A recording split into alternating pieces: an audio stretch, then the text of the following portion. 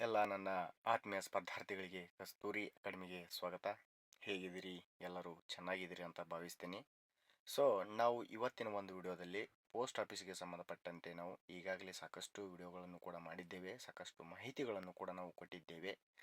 ಆದರೂ ಕೂಡ ಈ ಒಂದು ಪೋಸ್ಟ್ ಆಫೀಸಿಗೆ ಸಂಬಂಧಪಟ್ಟಂತೆ, ಈ ಒಂದು ಸೆಕೆಂಡ್ ಲಿಸ್ಟಿಗೆ ಸಂಬಂಧಪಟ್ಟಂತೆ, ಹಾಗೆ ಈ ಒಂದು ಡಾಕ್ಯುಮೆಂಟ್ಸ್ಗೆ ಸಂಬಂಧಪಟ್ಟಂತೆ ಯಾರಿಗೆಲ್ಲ ಮೆಸೇಜ್ ಬಂದಿದೆ, ಯಾರಿಗೆಲ್ಲ ಮೆಸೇಜ್ ಬಂದಿಲ್ಲ, ಯಾರು ಈ ಒಂದು ಡಾಕ್ಯುಮೆಂಟ್ಸ್ಗಳನ್ನು ಹೋಗಿ ವೆರಿಫಿಕೇಶನ್ ಮಾಡಿಸ್ಕೊಂಡು ಬಂದಿದ್ದೀರಿ, ನಿಮ್ಮ ಒಂದು ಪರ್ಸಂಟೇಜ್ ಎಷ್ಟಿದೆ ಅಂತ ಹೇಳಿ ಕೂಡ ಅವರು ಕೂಡ ನೀವು ಕಮೆಂಟನ್ನು ಮಾಡಿ. ಯಾಕಂತಂದ್ರೆ ಇಲ್ಲಿ ಒಂದು ವಿದ್ಯಾರ್ಥಿ ನನಗೆ ನಿನ್ನೆ ಒಂದು ಕಾಲ್ ಮಾಡಿತ್ತು, ಮಾಡಿಕೇಶನ್ ಸರ್ ನಾನು ಕೂಡ ಈ ಒಂದು ಪೋಸ್ಟ್ ಆಫೀಸ್ಗೆ ಸೆಲೆಕ್ಟ್ ಆಗಿದ್ದೆ, ಆದರೆ ನಾನು ಆ ಒಂದು ಮೆಸೇಜ್ ಬರ್ಲಾರ ಕಾರಣ ನಾನು ಸೆಲೆಕ್ಟ್ ಆಗಿದ್ದೀನೋ ಇಲ್ಲೋ, ನನ್ನ ಒಂದು ಡಾಕ್ಯುಮೆಂಟ್ಸ್ ಆ ವೆರಿಫಿಕೇಷನ್ ಯಾವಾಗ ಬರ್ತೈತಿ ಅಂತ ಹೇಳಿ ನನಗೆ ಗೊತ್ತಾಗಿಲ್ಲ ಸರ್. ಆದರೆ ನನ್ನ ಒಂದು ಡಾಕ್ಯುಮೆಂಟ್ಸ್ ವೆರಿಫಿಕೇಷನ್ ದಿನಾಂಕ ಮುಗಿದು ಹೋಗಿದೆ ಸರ್ ಅಂಥೇಳಿ ಆ ಹುಡುಗ ನನಗೆ ಕಾಲ್ ಮಾಡಿ ಕೇಳ್ತಾ ಇತ್ತು.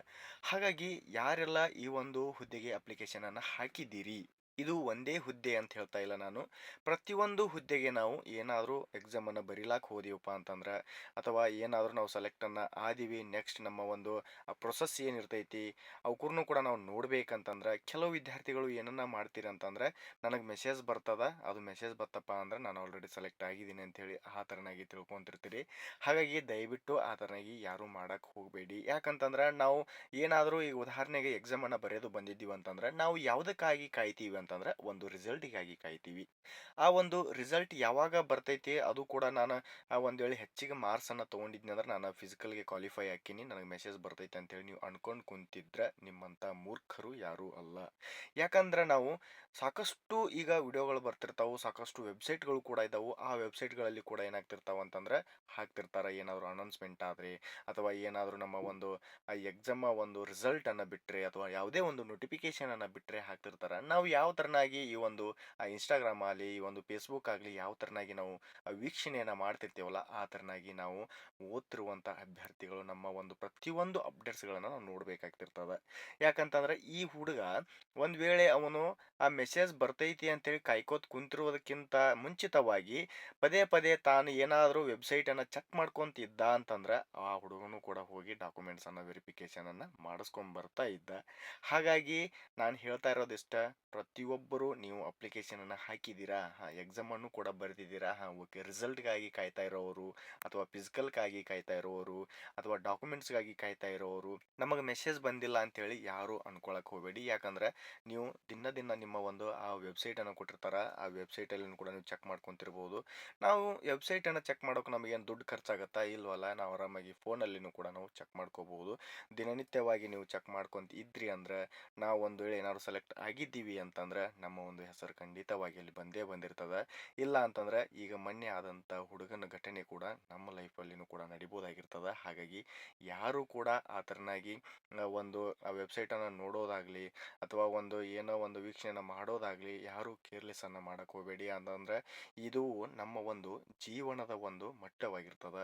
ಯಾಕಂದ್ರೆ ಈಗಾಗಲೇ ನಿಮಗೆಲ್ಲ ಗೊತ್ತಿರ್ತದ, ಸಾಕಷ್ಟು ಒಂದು 2-3 ವರ್ಷ ಆಯಿತು ಯಾವುದೇ ಕಾಲ್ ಫಾರ್ಮ್ ಇಲ್ಲ.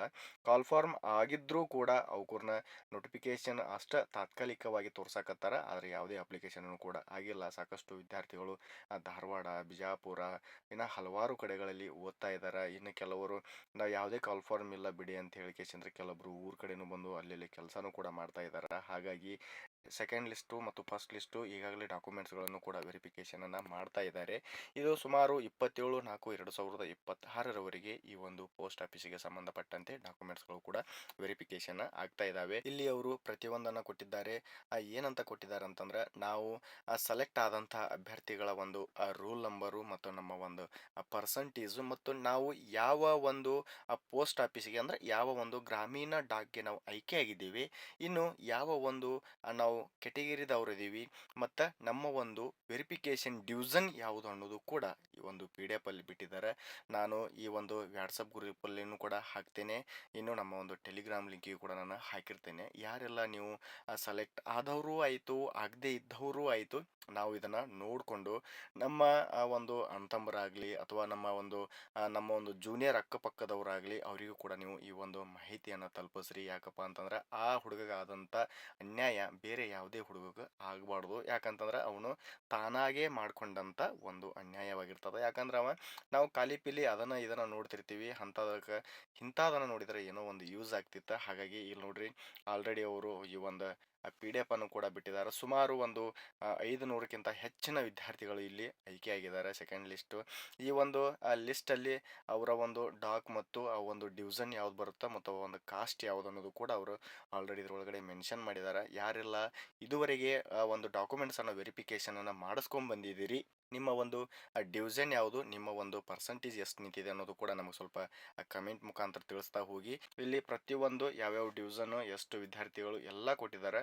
ಈ ಒಂದು 27ನೇ ತಾರೀಕಿನ ತನಕ ಈ ಒಂದು ಡಾಕ್ಯುಮೆಂಟ್ಸ್ ವೆರಿಫಿಕೇಷನ್ ಐತಿ. ಹಾಗಾಗಿ ಯಾರು ಇನ್ನೂ ಮಾಡಿಸ್ಕೊಂಡಿಲ್ಲ ತಮ್ಮ ಒಂದು ಡಾಕ್ಯುಮೆಂಟ್ಸ್ಗಳನ್ನು, ತಮ್ಮ ಒಂದು ಹೆಸರನ್ನು ಯಾವ ಡಿವಿಷನ್ಗೆ ಬಂದದ ಅನ್ನೋದು ಕೂಡ ಕರೆಕ್ಟಾಗಿ ನೋಡಿಕೊಂಡು ನಿಮ್ಮ ಒಂದು ಡಾಕ್ಯುಮೆಂಟ್ಸ್ ವೆರಿಫಿಕೇಷನನ್ನು ಮಾಡ್ಕೋಬೇಕಂತ ಹೇಳ್ತೀನಿ. ಇನ್ನು CRPF ಅಂತೇಳಿ ಸುಮಾರು 9,000ಕ್ಕಿಂತ ಹೆಚ್ಚಿನ ಹುದ್ದೆಗಳು ಈಗಾಗಲೇ ನೋಟಿಫಿಕೇಶನ್ ಆಗಿದೆ. ಈ ಒಂದು ಹುದ್ದೆಗೆ ಇದರೊಳಗಡೆ ಯಾವ್ಯಾವ ಓದವು, ಯಾವ ಏಜಿನವರೆಗೆ ನಾವು ಅಪ್ಲಿಕೇಶನನ್ನು ಹಾಕಬೇಕು ಮತ್ತು ಹೆಂಗೆ ಅಪ್ಲಿಕೇಶನ್ ಹಾಕಬೇಕು ಅನ್ನೋದು ಕೂಡ ನಾನು ನೆಕ್ಸ್ಟ್ ವಿಡಿಯೋದಲ್ಲಿ ಸಂಪೂರ್ಣವಾಗಿ ಮಾಹಿತಿಯನ್ನು ಕೊಡ್ತಾ ಹೋಗ್ತೇನೆ. ಹೊಸಬರು ಇದುವರೆಗೆ ನಮ್ಮ ಚಾನಲ್ಗೆ ಯಾರು ಸಬ್ಸ್ಕ್ರೈಬ್ ಆಗಿಲ್ಲ, ಪ್ಲೀಸ್ ಹೋಗಿ ಸಬ್ಸ್ಕ್ರೈಬ್ ಮಾಡ್ಕೊಳ್ಳಿ. ಹಾಗೆ ಪಕ್ಕದಲ್ಲಿರೋ ಬೆಲ್ ಐಕನ್ನು ಕೂಡ ನೀವು ಕ್ಲಿಕ್ ಮಾಡ್ಕೋಬಹುದು. ಬೆಲ್ ಐಕನ್ ಕ್ಲಿಕ್ ಮಾಡ್ಕೊಳ್ಳೋದರಿಂದ ನಾ ಹಾಕ್ತಕ್ಕಂಥ ಹಲವಾರು ವಿಡಿಯೋಗಳ ನೋಟಿಫಿಕೇಶನ್ಗಳು ನಿಮಗೆ ಬಂದು ತಲುಪುತ್ತವೆ. ಜೊತೆಗೆ ಡಿಸ್ಕ್ರಿಪ್ಷನ್ನಲ್ಲಿ ಕೊಟ್ಟಂಥ ವಾಟ್ಸಪ್ ಮತ್ತು ಟೆಲಿಗ್ರಾಮ್ ಲಿಂಕಿಗೂ ಕೂಡ ನೀವು ಜಾಯ್ನ್ ಆಗ್ಬೋದು. ಅಲ್ಲಿನೂ ಕೂಡ ನಾನು ಲಿಂಕನ್ನು ಶೇರ್ ಮಾಡ್ತೀನಿ.